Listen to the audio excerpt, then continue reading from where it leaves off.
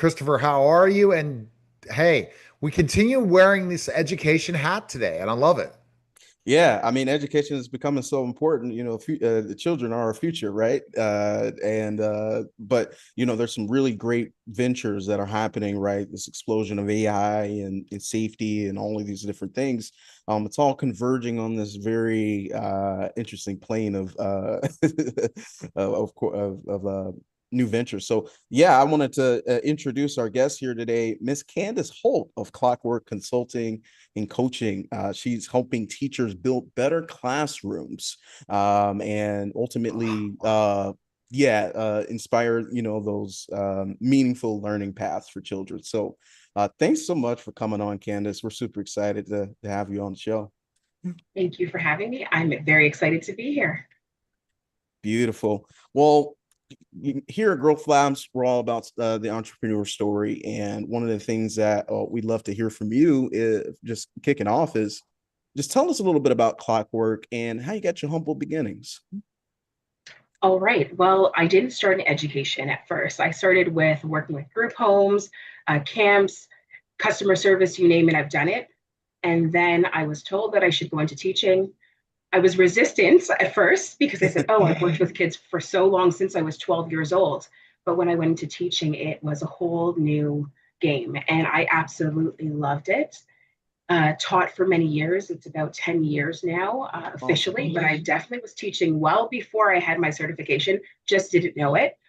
And then decided, after seeing many gaps in the education system, whether it's here, Manitoba, Nunavut, decided to open a corporation. So that's how Clockwork Coaching and Consulting started, to fill in those gaps. And it is for teachers. That's why it's in the name. I will be extending that to parents later on, but there are quite a few gaps in the education system. And what I've realized is when I go into a classroom, I can make it run like clockwork. Doesn't matter how hard it seems for other teachers. And I've helped other teachers do that as well. So if I can help other teachers do that, I said, you know what, let's do it on a bigger scale to spread the love. Let's talk about the difference of the classroom in the United States than Canada. Are there similar differences in the way classrooms are structured? You know what? Going by the statistics that I've seen, there are a lot of similarities in terms of the way the struggles that teachers are having. They're across the board, as I mentioned before, with Manitoba and Nunavut when I was in there, same struggles. In Ontario, same struggles, and I've been reading it in the news.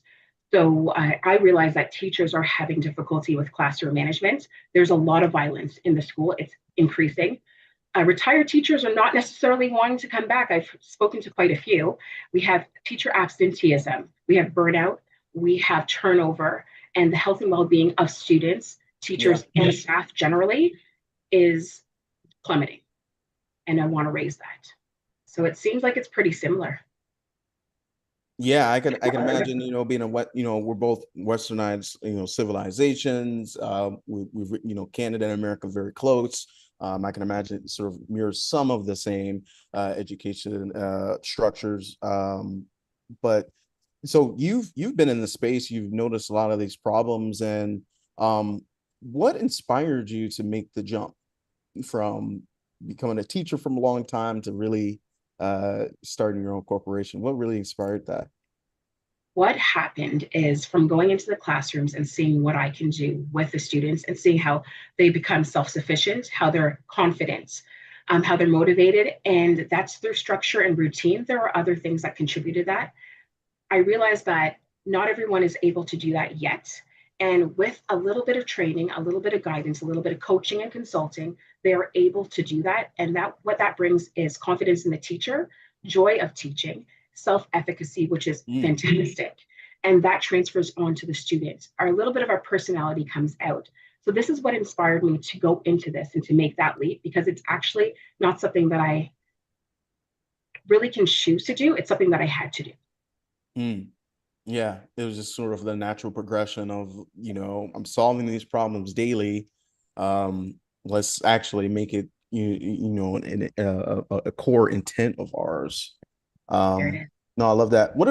So you've been running the programs and workshops so far. before you had started the corporation. What types of benefits were you seeing after working with teachers on your specific program and framework? So what I see is a lot of confidence. They don't always realize, in fact, a lot of teachers that I've worked with don't realize that they are experts in certain areas because the classroom can be such a challenging environment. If you're not doing well in one area, you might believe that you're not capable of making great change or that your skills don't really shine the way they should. And especially in the workshops, what I do is I'm able to pull out the expert in each teacher. And it's not, oh my gosh, I just realized it's like, oh, and you see the body change and they realize that they are an expert. And when they have that kind of feeling, they can transfer that easily onto the students because they realize what it takes to get that feeling. So that makes everyone more powerful, the school system more powerful. That is one of the changes I've seen. But my workshops are very interactive. So it's not just the lecture style. We are getting up, we are doing things. We are making practical progress that you can take back to the classroom. And in clockwork coaching and consulting for teachers, we actually go into the classroom and we work with the teacher so that it's lasting and sustainable. What do you see specifically the biggest challenges in classroom management? What do you think teachers are lacking? Oh, I might get in trouble for this one, but I'm going to let you know. All right. So some of the traditional methods are amazing. And it seems that some people have casted them out, all of them. It's almost like the baby with the bathwater. And because of that, what's happening is students are feeling that they don't have that direction. I talk to students, I tell them they're giving me a report card and they give me the feedback. They feel like they have no direction. And this is at the beginning. But when you have routines, you have structures, you have expectations, the students are able to meet those expectations. They're able to follow the structure, self-regulation, especially in a world that's changing. That is critical. It's critical every day to do your health and wellness in the classroom. It's not just on the back burner. It is in the front because that's how we function and the academic progress grows up. So based on the way the world is going, this is something that is absolutely necessary. And I think just letting students do whatever they want, whenever they want, it's not working. We've seen it, and we need to make a change. And that's what I'm doing. Okay. Great stuff, Chris. No, this is great, and I'm a big proponent of education too. You know, I contribute my entrepreneur success to having great mentors, having great teachers, and them providing the foundation for that lifetime of success, right? Um, we talked about a lot of the teacher side of things. Can you talk a little bit more about some of the challenges for students that you've seen as it relates to how they're able to retain that information and use critical thinking? Because AI now is disrupting classrooms all around the board. And at least we know here in America, we've seen, attention shifts completely decrease. And it's a lot harder for kids to really stay focused.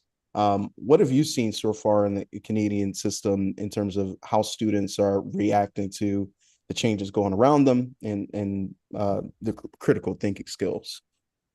Okay, so I'm going to give it to you straight then. So I believe it was called cognitive offloading. When you use AI too much, your brain just takes a break. I read it recently and I've seen it. I just didn't have the term for it. And what I'm also noticing is that students, when they are on technology, not that technology is bad, but we need to use everything in moderation, that they zone out, the brain shuts off. You can see this and they get angry. There have been studies on this. In fact, Sick Kids mentions this. I believe age 5 to 17, it's about 2 hours per day. A lot of parents don't know that as well. A lot of educators and definitely the students, they don't know that. And it's Durham Health as well. The Durham Region Health also says the same thing. They mirror that. So I found that there's a lot of challenges in the school system because of some of the technology that's coming in. So we're losing some of our critical thinking, our skills, and that is extremely important. Yes, AI is a tool. We can use that. Technology is a tool. We can use that, and we should. But we need to be able to think on our own. We need to be able to self-regulate, know when we are able to come off the screen. And sometimes this is a challenge for adults as well. So knowing that it's not okay. There is a challenging behavior that a student has. Let's just put them on the technology. Let's put them on the computer. That is not the way to go. There are many things that you can do differently. And I know that I might get pushback, but I'm not here for everyone to like me. I'm here to make a difference. And that's what I'm trying to do. So those are the challenges I face. Those are the challenges that students face. But you know what? The thing that I find is the most important and really why teachers especially need to make sure that they do what they feel is right, backed with statistics, is because if we don't, we are doing a disservice to the students, and therefore we're doing a disservice to ourselves, because who's going to be taking care of us and running the world? The students that are doing everything. Right. And it's fantastic. So what is your hope that teachers are going to discover through your workshops and working with teachers? They're going to discover that they are able to do more than they thought. They have more power than they thought, and they're able to bring up students who are going to be teenagers and adults that are going to be able to be self-sufficient, run the world, confident, respectful, and kind, because those things are going by the wayside, and we definitely focus on kindness. We don't always have to agree, but we need to be respectful. We need to be kind. And these are some of the values that the teachers take away, and practical things too. And once they come to clockwork coaching and consulting for teachers, they don't just have it for the day, they don't just have it for the year. That changes the whole trajectory of their career. Because once you have it, no one can take it from you. Sure. And they're not just affecting their current class, but they're affecting every class that they have after that training. So that's a difference I am making. And that's a difference that one teacher can make. 20 students another year. It's dynamic. Wow. Yeah, no, you clearly know what you're doing and know what the impact is and the types of value you're bringing to teachers, which is why I love working with you. You have such an incredible vision for the future of education, and I kind of to that point, right, too, of how would you say your workshop differentiates versus traditional learning practices, right? Because we talked about that a little bit earlier in the show. Some of it's a little bit antiquated, not some of the best practices. What are some of those transitions over from traditional that you've been starting to use in your workshop that maybe a teacher can hear and think, oh, maybe I've been doing that wrong? It is a mindset, and it's not that teachers don't have the skills. Sometimes you have the skills and they're dormant. You need someone to pull it out of you, right? And you need to believe in yourself. So it is a mindset shift. That is a big thing. For me, it was a mindset shift when I worked with other teachers at the beginning stages and realized, oh, you have to believe you can do it. You need to realize how important your effort and value is in the classroom and what you can do. So that is one of the big things, a mindset shift. I am an expert in this. I can make that change. And also, I don't accept everyone. I just don't. I want people who want to make a difference. If you think, okay, well, you know what, I don't need any help, then you probably don't need any help from me. But if you're like, you know what, I want to make a difference, I can do change, I can do the hard work to get there, it's worth it in the education system and for these students, then I would like you to reach out to me.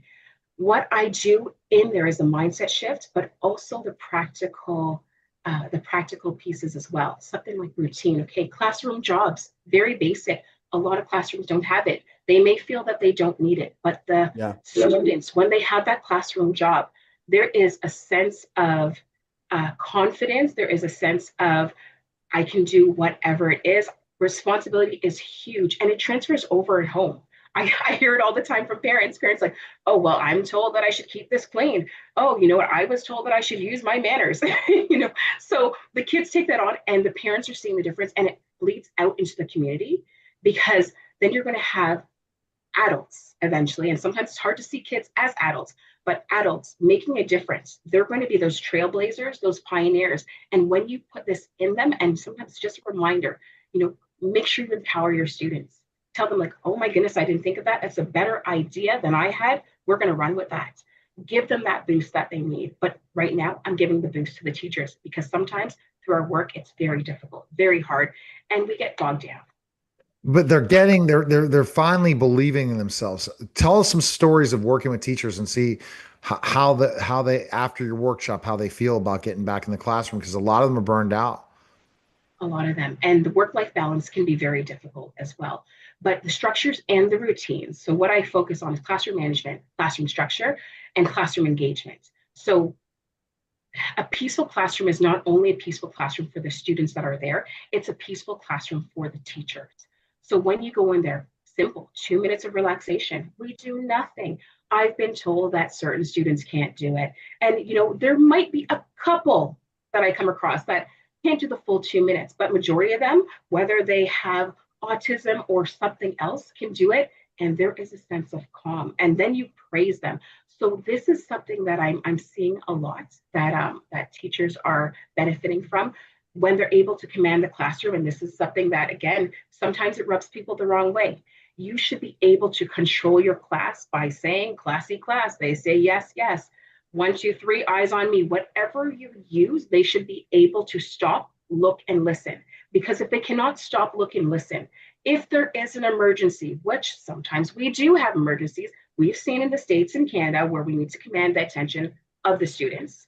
We need to be able to keep them safe. And if you cannot get a student or your whole class of students to stop, look, and listen and go outside because there is a fire, you cannot keep them safe. And I stand on that ground all the time. So when the teachers are back in the classroom and they can command the attention of the students, and not in a forceful way, a loving way, the students turn around, they're able to move on to the next thing. It cuts down on the wasted time in the classroom. And that's why you focus on health and well-being. They're able to control themselves, and the teachers feel a sense of peace because we can go on to the next thing. And I know you're with me. Okay. Powerful stuff, Christopher. Anything else to add to this conversation, Chris? Yeah, I mean, we're hearing a lot of amazing things. If I'm a teacher listening to this episode, what's the best way to work with you? How do we, what's the process like working with you as a consultant? Well, I'm on LinkedIn, so you're going to look for Candace Holt, and I'm sure there will be a link at some point where you can find that. I look exactly the same. So on LinkedIn, you'll be able to find me. Also, if you wanted, you could also type in, I believe it's contact@clockworkcc.com as well to follow me. So I partner with school leaders and whoever else thinks this program is necessary. It is definitely necessary if you think it's necessary. Right. So once I reach out to you, contact, you set up maybe an initial consultation call, right, with me as a teacher, right? Okay, wonderful. Absolutely. And find out that if our goals are aligned, because I want to work with those people who are passionate about changing the future of students, teachers, and the school system. So we make sure that we're on par. I love it. It's great, great stuff for sure. Anything else to add, Chris? Are we good on? Yeah, I mean, there's just so much to unpack. I guess. Yeah, last because I told you question. classroom management is if you make it, you either have good classroom management as a teacher or you're out. That's pretty Right. much it. It's not a fun thing if you don't know how to manage a classroom. And then you focus on, that's the thing that people don't understand about teaching is first you got to manage the classroom. Then you got to make sure they learn. But first, you got to manage the classroom to the level where, first days of school, Henry Wong, that really is the big thing. And if teachers aren't showing up with that mindset every day, and I know it's tough, I couldn't imagine teaching during COVID.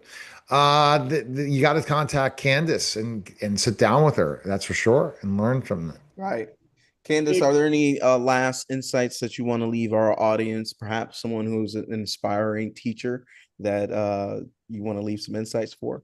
Yes, definitely reach out to me because I feel that new teachers, from what I've seen, new teachers are having a tough time and they're even quitting the profession at record numbers. They just started because what do you do when someone's throwing a chair? What do you do when they're yelling profanity in your face? They don't teach us in teachers college, and guess what? I do because it happens. Teachers are getting concussions. I know the media doesn't always know. There are things that can be done when the kids respect you, when they love you, and when respect you and love you, then you can make a huge difference. And it's teachers also that have been teaching for over 20 years. You're welcome to contact me because teaching has changed, and I'm hearing that over and over and seeing that. So if you are a teacher, my last message is don't quit. If you are having problems with classroom management, before you give up, contact me. I'm sure we can turn it around, and I will have your classroom running like clockwork. That's a great one. Running like clockwork. I love it. Clockwork Because see, that's awesome. Well, appreciate it, Candace. Thanks again. And go to uxbright.com. You want to schedule a call with Christopher today. Appreciate it, guys. Thank you, Neil. That Thank you was so the